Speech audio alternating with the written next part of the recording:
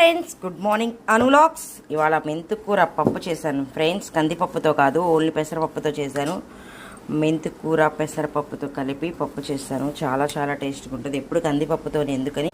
బెండకాయ కొబ్బరి కారంతో బెండకాయ ఫ్రై కూడా చేశాను. చాలా చాలా బాగుంది. ఇదిగోండి, కందిపప్పు ఎప్పుడూ తింటానే ఉంటాంగా. ఇలా పెసరపప్పుతో మెంతికూర వేసుకొని చేశాను. చాలా వేడిగా ఉంది, ఇప్పుడే అయింది వంట. ఇవ్వండి, కొబ్బరి కారం బెండకాయ ఫ్రై. కష్టపడి 2 వీడియోస్ తీసా మీకు చూపిద్దామని.